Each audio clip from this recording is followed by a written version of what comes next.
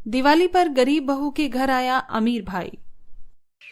सुबह का वक्त है। मिट्टी के चूल्हे में से लगातार धुआं उठ रहा है और चूल्हे के आगे बैठी बहू रोटी बना रही है। दोनों बच्चे रानी और निशु स्कूल के लिए तैयार हो रहे हैं।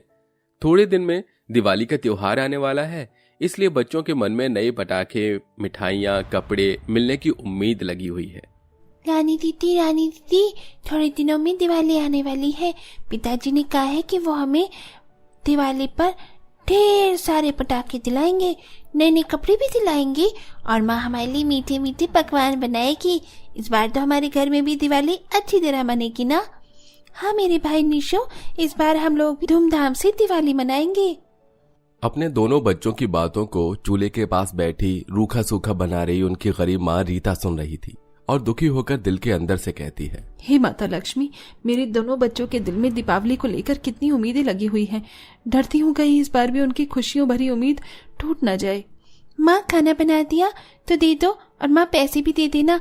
मास्टरनी जी ने हर एक बच्चों से दीपावली की सजावट के लिए 100 रुपए मंगवाए हैं। दे दूंगी मेरे बच्चों, पर आज नहीं है। पिताजी को मालिक ने पैसे दिए नहीं, 1-2 दिन में दे देंगे तो मैं दे दूंगी।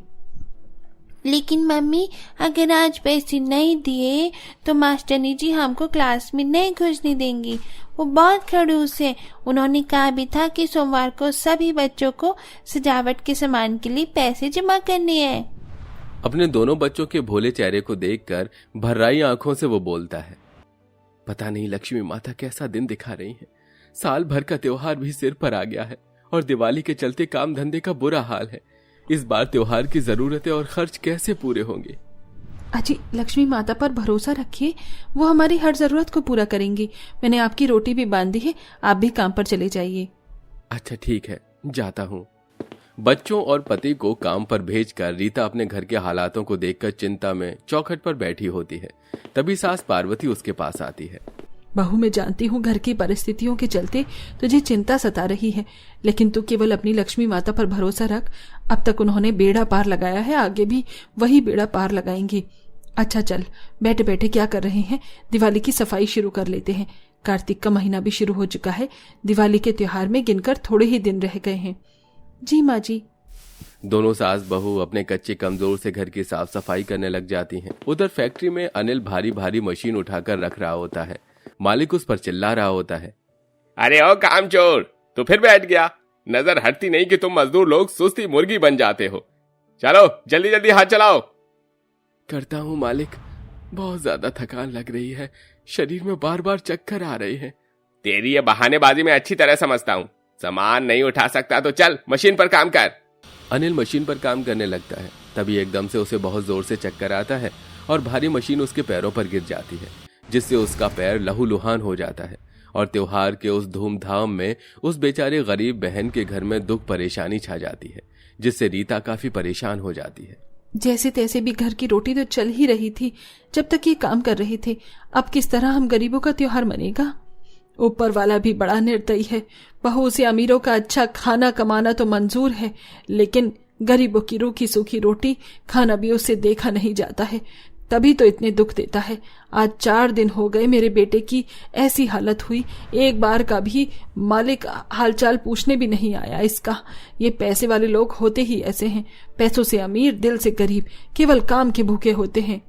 सास अभी ऐसा बोल ही रही होती है कि तभी एक आदमी खबर लेकर आता है कि अनिल को नौकरी से निकाल दिया गया है। बदले में फैक्ट्री से एक पैसा भी अनिल को नहीं मिलता।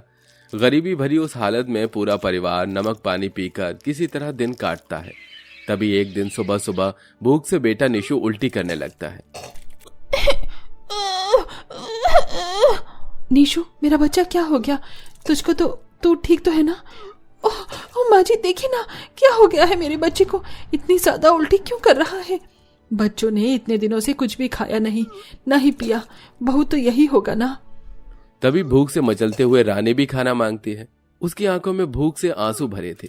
माँ, कुछ खाने को दे दो, बहुत भूख लगी है। क्या दूं मेरे बच्चों, घर में अनाज का एक दाना भी नहीं है। माँ चलो ना, संजय मामा जी के घर चलते हैं। वो तो कितने ज्यादा अमीर हैं। इस साल हम दीपावली का त्योहार उन्हीं के घर में मना लेंगे। उनका घर भी कितना बड़ा है। बेटी की बात सुनकर उस गरीब बहन के दिल में एक उम्मीद की लौ जाग उठती है और वो फौरन उठकर अपने अमीर भाई संजय के घर जाने के लिए तैयार होती है। बहू एकदम से उठकर ऐसे कहाँ जा रही है? मैं अपने भाई के घर जा रही हूँ। मैं इसके दर अपने बच्चों को भूख से तड़पता बिलखता नहीं देख सकती हूँ। थोड़ी देर में पुरानी सी साड़ी पहने पैदल पैदल रीता अपने भाई के बड़े से आलीशान घर में पहुंचती है, जहां अमीर घमंडी भाभी पायल दिवाली की सजावट करवा रही होती है। कुछ कारीगर घर की पुताई कर रहे थे तो कुछ लड़ी और लाइट्स लगा रहे थे। तभी टूटा हुआ मन लेकर रीता अंदर आती है। नमस्ते पायल भाभी। आ गए करीब मुंह उठाकर अपने भाई को लौटने के लिए। ओह दीदी आओ बैठो, कहो कैसे आना हुआ? भाभी संजय कहाँ है? मुझे उससे बहुत जरूरी काम था। ऐसा भी क्या जरूरी काम है भाई जो तुम अपने भाई को छोड़कर मुझे नहीं बता सकती? क्यों, केवल भाई ही सगा है? हम भी तो तुम्हारे सगे हैं, मुझे को बता दो। देखो दीदी, अगर पैसे मांगने के लिए आई हो तो जिस पैर से आई हो वापस लौट जाओ, क्योंकि अभी अभी मैंने पूरे घर की डेकोरेशन करवाई है। लाखों रुपए खर्च हुए हैं। तुम अपना परिवार देखो और हमें अपने परिवार को देखने दो। और ये बात गांठ बांध लो कि अब आपका भाई पहले मेरा पति है और हमारी भी अपनी जिंदगी है। अब आप जाइए यहाँ से, मुझे धनतेरस की शॉपिंग के लिए जाना है। पैसों के गुरूर में चूर पायल रीता को अपमानित करके भगा देती है। आंखों में आंसू लिए जैसे ही रीता अपने घर पहुंचती है तो मकान मालिक सारा सामान उठा उठाकर बाहर फेंक चुका होता है और पति बैसाखी के सहारे खड़ा था और बच्चे रोई जा रहे थे। तभी निशु दौड़ता हुआ जाकर अपनी माँ से लिपट जाता है।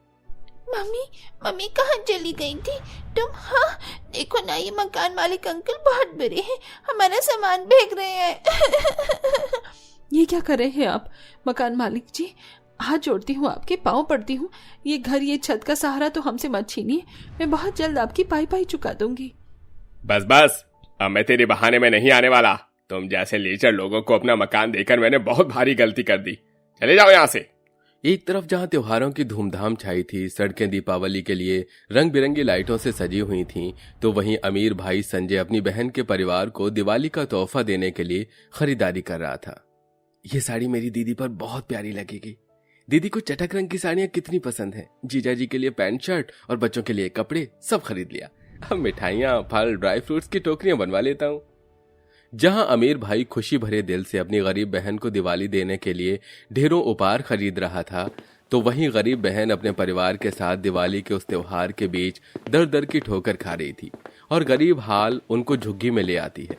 परिवार पालने के लिए रीता एक फैक्ट्री में मजदूरी करने लगती है। देखते ही देखते 15 दिन बीत जाते हैं। अपने मिलनसार स्वभाव के चलते वो सभी मजदूरों से घुल मिल जाती है। माला बहन, मेरा काम खत्म हो गया, मैं घर जा रही हूँ। मेरे बच्चे इंतजार कर रहे होंगे। तभी माला कहती है, अरे तू बावली है क्या? आज दिवाली है, फैक्ट्री के साहब आने वाले हैं। पता है हर साल वो दिवाली पर मजदूरों को ढेर सारी मिठाइयाँ और कंबल और बहुत सी अच्छी अच्छी चीजें बांटते हैं, तो तू भी लेकर जाना। लेकिन मैं तो अभी हाल ही में काम पर लगी हूँ और दिवाली का तोहफा तो उनके लिए होता है जो पूरे साल काम करते हैं, तो मुझे कैसे मिलेगा? अरे हमारे मालिक बहुत ही भले दिल वाले हैं। तो रुक, देख आ गए मालिक। जैसे ही रीता अपने अमीर भाई को सूट बूट में देखती है तो पल्ला करके दिवाली का बोनस लिए बिना ही वहां से चली जाती है। लेकिन संजय उसे देख लेता है। उसकी आंखों में आंसू होते हैं। दिवाली का दिन भी आ जाता है, लेकिन गरीब बहन के घर में कोई रौनक नहीं थी। तभी अमीर भाई कई सारे उपहार, मिठाइयाँ, फल, कपड़े लेकर गरीब बहन के दरवाजे पर आता है। दोनों बच्चों के मुरझाए से चेहरे खुशी से खिल उठते हैं। मामा जी आ गए, मामा जी आ गए, मामा जी आ गए। माँ देखो, मामा जी आए हैं और हमारे लिए दिवाली के कितने सारे गिफ्ट मिठाइयाँ लेकर आए हैं। दोनों भाई कुछ पल के लिए एक दूसरे को निहारते रह जाते हैं। उनकी आंखों में बहते आंसू थमने का नाम नहीं ले रहे थे। अपने भाई को एक पल में इतना पराया कर दिया कि अपने सुख तो दूर, अपने गम, अपने दर्द में भी नहीं बांट सके। ये धन दौलत अमीरी मेरे किस काम की, जो मेरे होते हुए मेरी गरीब बहन, मेरे मासूम भांजे भांजी दिवाली के दिन दुखी उदास रहे हैं। ये सुनकर गरीब बहू अपने भाई को गले लगाकर फूट फूट कर रोने लगती है। भैया मैं आई थी तुम्हारे दरवाजे पर, लेकिन क्या बताऊं। मैं सब जान गया हूँ। दीदी और पायल अपनी गलती की माफी मांगने आई हैं। मैं उसे अपने साथ नहीं लाया, वो खुद अपनी मर्जी से आई हैं। दीदी मुझे माफ कर दो, मैंने आपको चोट पहुंचाया। हैप्पी दिवाली दीदी। बिगड़े हुए रिश्ते दिवाली के उस दिन बदल चुके थे। सास पार्वती घर आई, अपने बहू के भाई का आदर सम्मान करती है। मैं नाश्ते पानी की व्यवस्था करती हूँ, खाना खाकर जाना संजय बेटा। बिल्कुल माँ जी। आज तो मैं खास आपके हाथों से बने दिवाली के पकवान खाऊंगा। अंत में पूरा परिवार मिलजुल कर हंसी खुशी दीपावली का त्योहार मनाते हैं, एक दूसरे को मिठाइयाँ खिलाते हैं, घी के दिए जलाते हैं। वेल दोस्तों, अगर आप दिवाली पर किसी को गिफ्ट देते हैं तो क्या आप मिठाई देते हैं या कोई और गिफ्ट? कमेंट करके जरूर बताइएगा।